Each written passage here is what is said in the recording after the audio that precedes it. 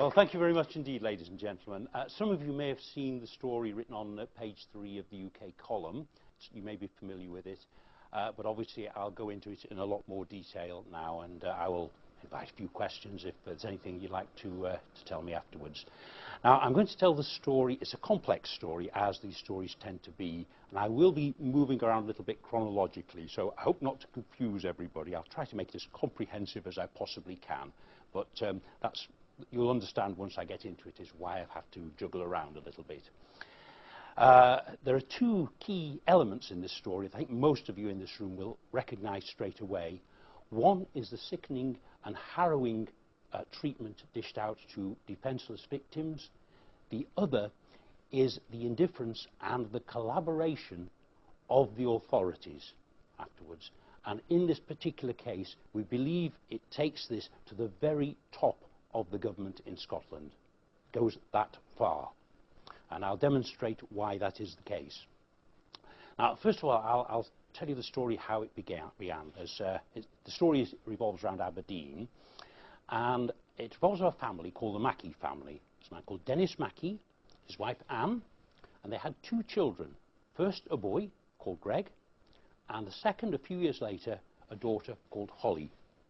Hollie was born with Down syndrome and had a lot of other serious medical difficulties as well. She was not expected to live, but live she did with enormous willpower, which I can testify to right now.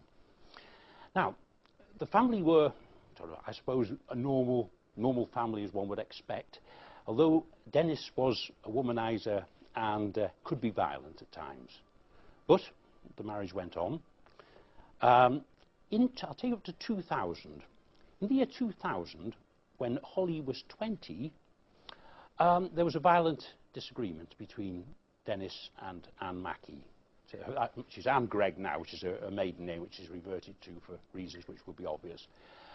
Now, during the course of this violent argument, the husband got so violent that Anne had to take her daughter with her physically away from the house because things had got so bad. To cut a long story short, Hollie became hysterical and demanded to be taken back to the house. And her mother said, "Why have we got to go back, Hollie? Why have we got to go back?" And Hollie said, "We've got to go back because Daddy will kill Max." Max was Hollie's pet dog, to whom she was devoted. So, of course, the mother said, "Of course not, Hollie. He's not going to kill Max. He's just angry with Mummy. He's not going to do anything to Max." "No, you'll kill Max if we don't go back. We've got to go back for him." So Anne couldn't understand this almost hysterical behaviour by her daughter, but then through prompting her, it all came out. She told her mother that from the age of 6, her father had started sexually abusing her. A little later on, he had encouraged the brother to join in. So, from the age of 6, Hollie was being abused by her father. Anne immediately, of course, went to the police station, Bucksburn Police Station in Aberdeen, to report this and put the report through, of course. Anne, of course, initially didn't believe it. She thought this was too incredible, but she asked Hollie, who was a very truthful girl, and she said, "No, Mummy, it's all happened, Mummy. But Daddy said he would kill Max, and he'd kill you if I ever told anybody about it." Now, this was reported to the police, and of course Anne and Hollie naturally left the household to find somewhere else to live. That wasn't the end of the story, because this happened in May 2000. On the 24th of August 2000, the story developed even further. When Hollie said to Mummy, "I started telling about other things." She says, "There were other people, you know, Mummy. It wasn't just Daddy and Greg. There was other people as well." So Anne said, "Are you sure about this? Are you absolutely sure?" "Yes, Mummy, and I'll tell you who they are." And she named another 14 abusers, men and women, and amongst those abusers were a Sheriff Graham Buchanan, a police officer, Terry Major, 2 nurses, 2 social workers, including the social worker whose responsibility it was to care for Hollie, and a number of other policemen as well, including an accountant and another lawyer. Now, at that time, of course, then Anne immediately rang the police station again to ask, A, what progress they've got, and B, that she had a lot of other names to give to them. So, the police officer invited her round to Bucksburn Police Station the following day, which would be the 25th of August 2000. And there, she was met by a police officer called Leanne Davidson and a social worker called Nicola Foote. Now, Anne and Hollie together sat and went through all the allegations, gave all the details, all the names, and later on, the Leanne Davidson said she wanted to speak to Anne on her own and that the social worker would take care of Hollie for a while. Well, the social worker, no sooner had she got Hollie by herself that she injected a needle into her leg, called her a liar, and with the injection there was a substance that disorientated Hollie.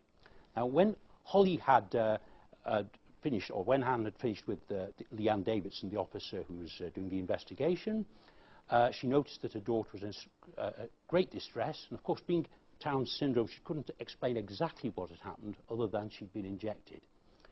Anne immediately sort of said to the police, I want a doctor to see her now, you've done something to her, I want a doctor here.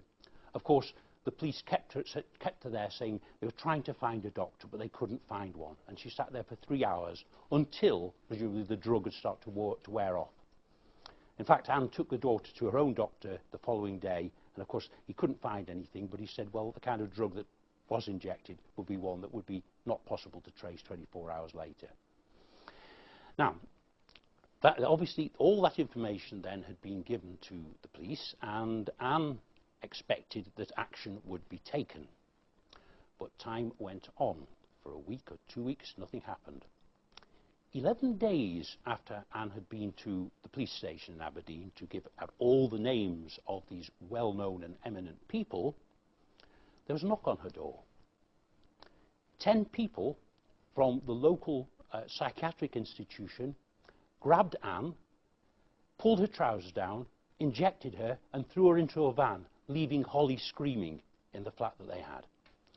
She was taken to Cornhill Hospital in Aberdeen, where the doctor concerned, responsible for this, a man called Dr. Alistair Palin, described her as schizophrenic. Fortunately, Anne is a very resolute and smart woman, and she very, very cleverly played the game with people. Although she was terrified for herself and even more terrified for her daughter, who meantime had been handed back to her father, and she managed to get out after a few days from Cornhill Hospital. What she did then was another very smart thing. She went straight to an eminent psychiatrist, one of the leading psychiatrists in Scotland, called Dr. Ellen Smith, went to her at her own expense and said, Dr. Smith, I've never had any mental problems in my life. I've been put into an institution where Dr. Alistair Palin has certified that I am schizophrenic.